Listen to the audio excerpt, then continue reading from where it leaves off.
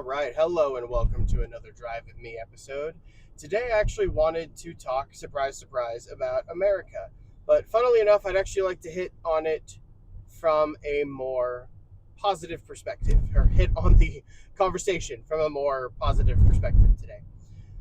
I do tend to speak a lot about the things I find frustrating about the United States, from the in-shitification of tech to the lower quality clothing and produce and food that we've been getting over the years while paying more for all of it. And while all of that is still very accurate and realistic, and I believe that there are many structural issues in the United States that is systematically and slowly, but in a speeding up fashion, hurting the majority of Americans. I also really love this country, and we did just have the 4th of July, the holiday and celebration over the weekend. And last night, I actually watched a video from Matthew McConaughey, the actor that most of us will know. And I really liked his perspective, right? I'm paraphrasing, I don't think I'm quoting him directly, but it was a really kind of sweet, short, I think the whole thing was like 5, maybe 6 minutes, kind of just love letter to America and what we can become. I believe how he worded it was, we're always chasing the yet, like what we have to do and what we can become and what this nation can achieve. And I agree with that. I think that's part of the reason why I get so angry and frustrated about what comes across to me as an oligopoly or a effective rule by the ultra wealthy that we have in this nation. That they are slowly pilfering, the ultra wealthy that is, are slowly parasitically destroying and rotting out much of the nation from within. And we can do better. And we're letting them do it. We don't often even realize or honestly even have many good options to push against it. From Amazon getting less and less competitive in terms of its pricing over time to the point where now it's often the only good option to sell many things on. There are alternatives like Shopify and so on that you can try, but Amazon has put itself in a position where it is very difficult to touch. Microsoft has done that with Windows and PC development, and there have been lots of complaints about Windows for years, really decades at this point. You have Google doing the same thing with search, and Facebook doing or attempting to do the same thing with social media platforms and so on.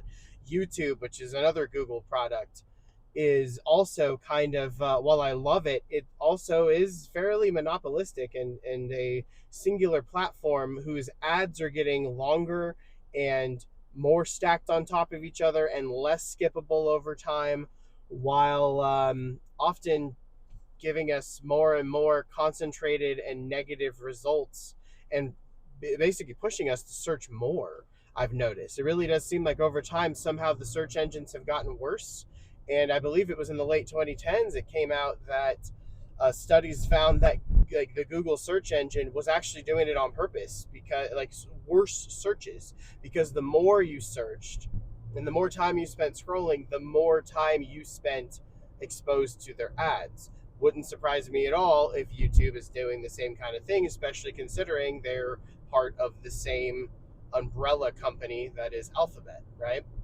And so all of that to say, the United States is still an amazing country, man. It really is. I love this country. I'm a little biased as a Northern European descended white man who has been in the United States, or whose family has been in the United States for multiple generations. It's been good to me. It's been good to my family, probably disproportionately so. I was, I've been able to have a family here. I have a wife and children and a home and a master's degree and so on. And while there's been a lot of debt that's come along with that, and it's taken me longer to achieve this than my parents did, and while even things like the cost of food have gone up in price to a degree that just didn't happen while my parents were raising us. It was expensive. Like these problems that exist in the modern United States didn't just pop up overnight. They didn't just emerge after COVID. They've existed in some form or fashion for decades, in some cases throughout the entire history of the United States. The main issue is that it's been getting worse, and things like Wall Street's drive to always see increasing profits is a major driver of that, and it will continue at this rate to accelerate until something is done about it. And so making ourselves aware is the first step to doing so. But within that, we can still really love and appreciate this country and what it can be, what we have yet to achieve and become and do and represent to people around the world. Our nation is far from perfect. And we've made a lot of mistakes, even in my lifetime. In fact, maybe especially in my lifetime, we've made some notable mistakes, from our wars in Iraq and Afghanistan, and now possibly Iran if we get held down in this for a while, to Vietnam, to the multiple anti-communism escapades that we've engaged in through like the CIA, to the massive war on drugs that we've had around the world and have gotten involved in nations all over the place, but particularly in Latin America and so on, right? There's just kind of like one thing after another that you can list about, like, well, the United States did not handle this well, or they overreached, or this was a pretext for something that was actually far darker, or any number of things, right? And a lot of it, I'm sure, is accurate. That said, the United States not only is home, so I'm biased, but it also represents at least the attempt at making a system and a world that is not only better, but is set up to continuously become better. It's literally written into our constitutional system. The idea is that it can change over time. It is not a divine right of kings. It is not intended to have a set hierarchy. In fact, it is designed explicitly not to. It is designed to allow for freedom at a level that the world had never really seen systematically before. And while we have not fully lived up to it and may never fully live up to it, it's an amazing concept. It's an amazing series of foundational ideas that are so inspirational and so aspirational. We've literally never achieved it, or haven't even really come close in 250 years, and we may not in another 250 years, if we even exist in another 250 years. And so, yeah, for a moment there, I actually got kind of emotional just talking about it, because you can be both progressive and woke or libertarian and very anti-government, or very like huge rah-rah Trump supporter, and regardless of our political perspectives, we can believe that there are things that are really screwed up about this country and really need to change, whether it's we need to get prayer back in schools, or whether or not we need more gun control, or any number of combination of issues.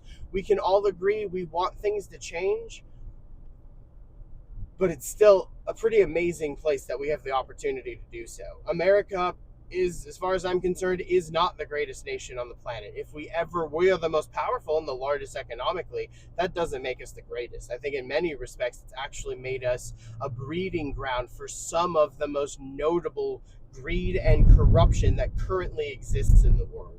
So I actually think the United States is being hampered, and to a degree is a victim of its own success. I see that in my original home state of California, that I've now moved out of because it got so expensive, right? I love California. I love the geography. I love visiting the major cities of the area. And fortunately, where I'm at in Arizona, I'm still only about like a 6-hour drive from San Diego or LA anyway, which is nice. Like, so I could still do a weekend trip to Southern California to kind of get my fix of the ocean every now and again. But nonetheless, it hurt leaving California and feeling like that was my best option.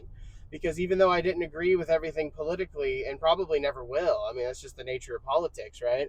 I still loved what California and what much of its culture represents, right? New and innovative and relaxed, while also being very industrious and efficient, right? That's kind of California's mindset. It's part of the reason why it spawned, both like so many successful industries, notably, unfortunately, in hindsight, Silicon Valley and tech, right? So there's a lot, and I think California is kind of in effect a bit of a microcosm or a smaller version of what the United States represents to me. While obviously it's far more complex than that, especially across the whole of the American nation.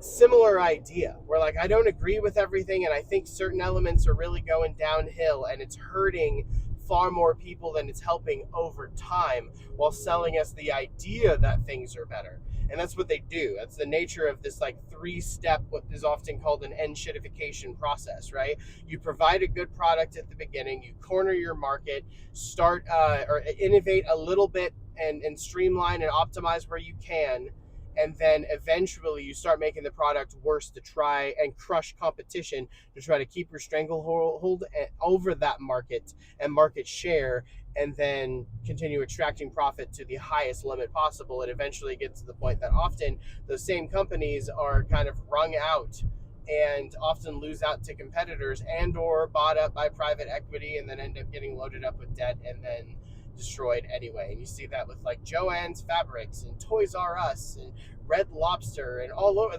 There's so many companies that this kind of thing happens to. And what's funny is that some of the most sustainable and some of the most successful companies, ones like honestly In-N-Out, right? Not necessarily a perfect company, or Chick-fil-A. A lot of us have our respective issues or disagreements or what have you, but many of the things that they do, I think, demonstrate like having good staffing, keeping prices reasonable, keeping wages solid. Costco is another one, right? Where they continue to offer value and they consistently do it over years. It demonstrates what America could be, what I believe it at least more closely should be, and how business should actually be run, and what we've lost sight of in the process of financializing and monetizing everything, or darn near everything, man. And we've turned so many things into commodities and just speculative markets, including things we need like housing and fuel, right? And food. We really shouldn't be doing this. So as a whole, so as individuals, what we can do is, one, advocate for a better nation, yes, and vote both with our wallets and in elections, sure. Though a lot of that is kind of controlled behind the scenes, and by the time people and propositions get in front of us to be voted on, they often control the final outcome or something close to it, or at least mitigated the worst of it anyway. So, I advocate for voting, but keep your expectations realistic, at least for the time being.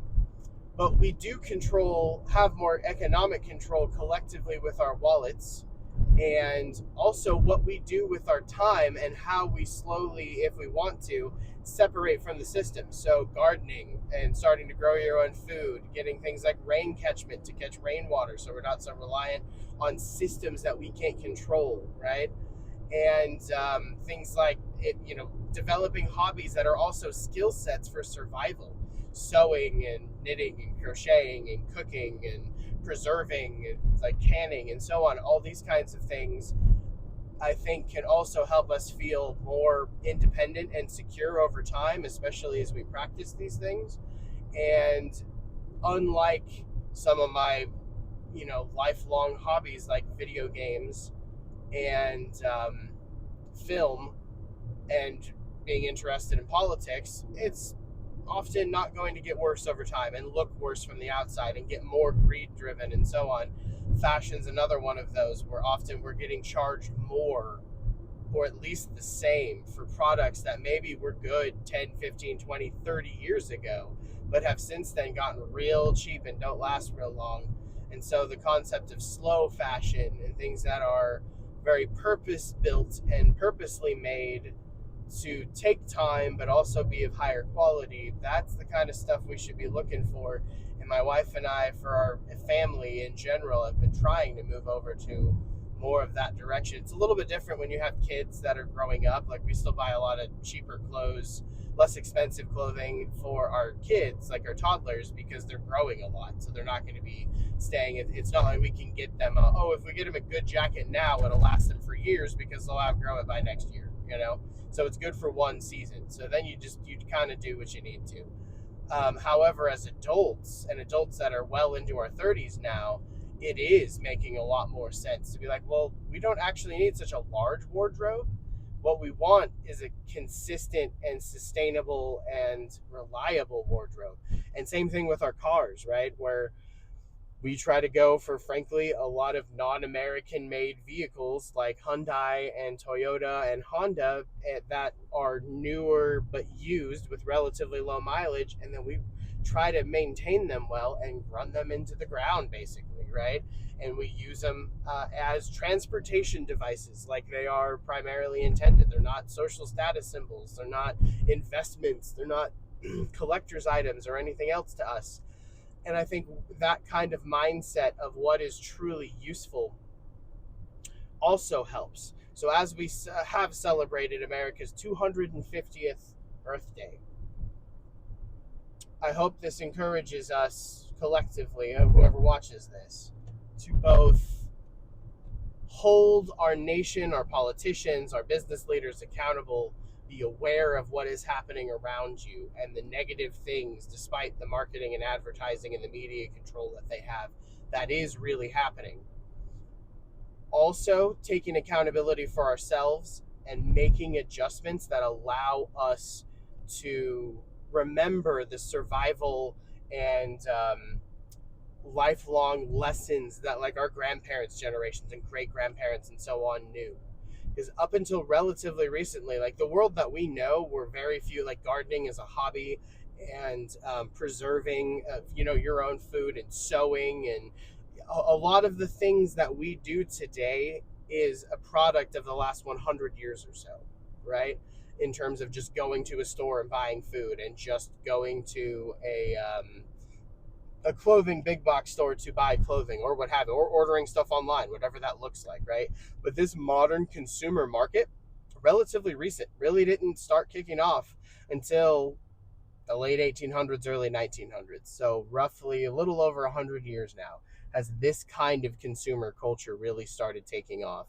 And really, even, World War One and into World War Two, a lot of people still had like victory gardens and things like that, right? And a lot of people still repaired their own clothing, even if they bought it at, pre-made at a store. Or if, even though a lot of us have always had to buy salt or buy flour, you still bought a lot of, or grew a lot of your own stuff, as an example, right?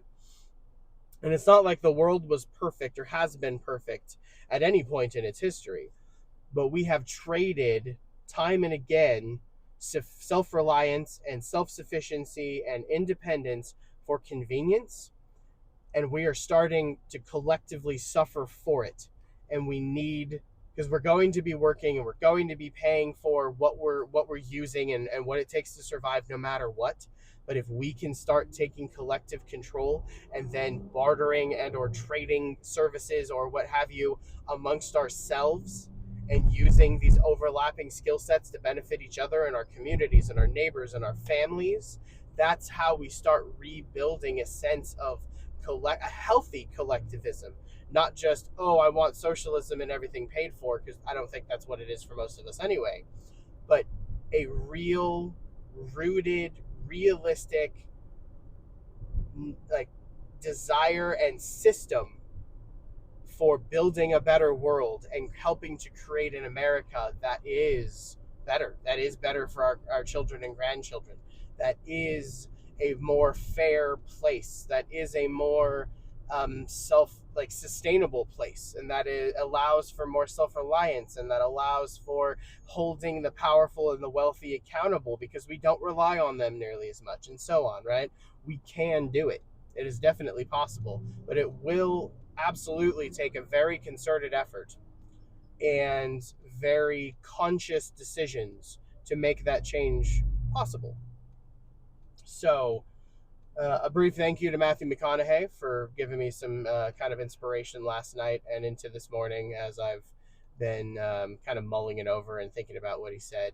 I do love this country. I will always love this country, the United States, that is. And I sincerely hope to spend several more decades that are hopefully pretty good here, and raise my family here, and hopefully see some grandkids here. So I want it to be better for them than it was for me. And that doesn't mean easier, that doesn't mean more convenient, but better. And those are not always the same thing. So, if you made it this far, I appreciate you watching. If you like the video, please feel free to hit the like button.